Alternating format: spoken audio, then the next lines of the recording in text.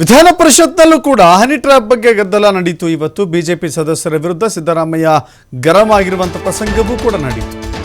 Honey trap ಆರೋಪಕ್ಕೆ ನಾನು ಉತ್ತರ ನೀಡಿದ್ದೇನೆ, ಎಲ್ಲರಿಗೂ ರಕ್ಷಣೆ ಕೊಡುವ ಕಾರ್ಯ ನಮ್ಮದು. ರಾಜಣ್ಣ ನಮ್ಮ ಮಂತ್ರಿ, ಇಲ್ಲಿ ಯಾರ ಹೆಸರನ್ನು ಹೇಳಿಲ್ಲ. ಉನ್ನತ ಮಟ್ಟದ ತನಿಖೆ ಬಳಿಕ ಕಠಿಣ ಕ್ರಮ ಜಾರಿಯಾಗುತ್ತೆ, ಇದರಲ್ಲಿ ಯಾವುದೇ ರಾಜಿ ಇಲ್ಲ ಅಂತ ಹೇಳಿ ಸದನಕ್ಕೆ ಸಿಎಂ ಸ್ಪಷ್ಟನೆ ಕೊಟ್ಟರು. ಸದಸ್ಯರು ಮಾಡಿರ್ತಕ್ಕಂಥ ಎಲ್ಲ ಟೀಕೆಗಳಿಗೆ, ಸಲಹೆಗಳಿಗೆ, ಸೂಚನೆಗಳಿಗೆ ಎಲ್ಲರೂ ಕೂಡ ಉತ್ತರದಲ್ಲಿ ಹೇಳಿದ್ದೇನೆ. ಅದನ್ನು ತಾವು ಒಪ್ಕೋಬೇಕು ಅಂತೇಳಿ ನಾನು ತಮ್ಮಲ್ಲಿ ಮನವಿಯನ್ನು ಮಾಡಲಿಕ್ಕೆ ಬಯಸ್ತಾ ಇದ್ದೇನೆ. ಅದರಿಂದ ಹೌಸ್ ನಾಟ್ ಇನ್ ಆರ್ಡರ್, ಅವರಿಗೆ ಕೇಳೋ ಮನಸ್ಸಿಲ್ಲ. ಯಾಕಂತಂದರೆ ನಾನು ಅವರ ಕೇಂದ್ರ ಸರ್ಕಾರನ ಮತ್ತು ಇಂದಿನ BJP ಸರ್ಕಾರನ ಅದನ್ನೆಲ್ಲ ಎಕ್ಸ್ಪೋಸ್ ಮಾಡ್ತೀನಿ, ಇವರ ಊರುಗಳನ್ನೆಲ್ಲ ಹೇಳ್ತೀನಿ, ಇವ್ರ ತಪ್ಪುಗಳೆಲ್ಲ ಹೇಳ್ತೀನಿ ಅಂತೇಳಿ ಭಯದಿಂದ ಅವರು ಈ ರೀತಿಯಾಗಿ ಧರಣ ಮಾಡಲಿಕ್ಕೆ ಪ್ರಾರಂಭ ಮಾಡಿದ್ದಾರೆ. ಅದ್ರ ಉತ್ತರ ಕೇಳಲಿಕ್ಕೆ ತಯಾರಾಗಿಲ್ಲ. ನಾನು ಅವರು ಏನು ಈಗ ಹನಿ ಟ್ರ್ಯಾಪ್ ಅಂತಕ್ಕಂಥದ್ದು ಏನು ವಿಚಾರ ಪ್ರಸ್ತಾಪ ಉತ್ತರ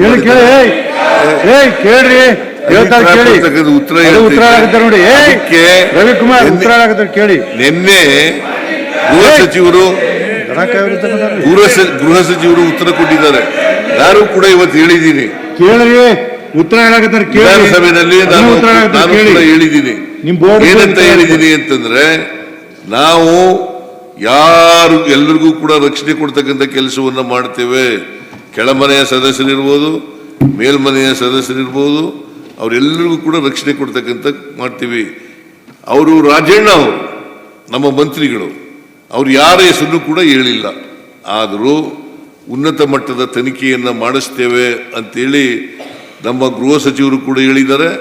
ನಾನು ಕೂಡ ಪುನರುಚ್ಚಾರ ಮಾಡ್ತೇನೆ, ಅದು ಉನ್ನತ ಮಟ್ಟದ ತನಿಖೆಯನ್ನು ಮಾಡಿಸಿ, ಅವ್ರು ಯಾರೇ ಆಗಿರಲಿ, BJPಯವರು ಇರಲಿ, ಕಾಂಗ್ರೆಸ್ನವರು ಇರಲಿ, JDSನವರು ಇರಲಿ, ಅವ್ರ ಮೇಲೆ ಕಠಿಣವಾದಂಥ ಕ್ರಮ ತಗೊಳ್ತೇವೆ. ಆದ್ರೆ ತನಿಖೆ ಆಗ್ಬೇಕಲ್ಲ, ಸುಮ್ಮನೆ ತಗೊಳಕ್ಕಾಗಲ್ಲ. ವಿಧಾನಸಭೆಯಿಂದ ಅಂಗೀಕೃತವಾದ ರೂಪದಲ್ಲಿರುವ 2025ನೇ ಸಾಲಿನ ಕರ್ನಾಟಕ ಧನ ವಿನಿಯೋಗ ವಿಧೇಯಕವನ್ನು ಪರ್ಯಾಲೋಚಿಸಬೇಕೆಂದು ಸೂಚಿಸುತ್ತೇನೆ. ಮಾನ್ಯ ಅಧ್ಯಕ್ಷರೇ, ಇದು ಕಾನ್ಸಿಕ್ವೆನ್ಸಿಯಲ್ ಬಿಲ್ಲು. ವಿಧಾನಸಭೆಯಿಂದ ಅಂಗೀಕೃತ ರೂಪದಲ್ಲಿ ಕರ್ನಾಟಕ ಧನ ವಿನಿಯೋಗ ವಿಧೇಯಕ ಪ್ರಸ್ತಾವನೆ ಮಂಡಿಸಲಾಯಿತು.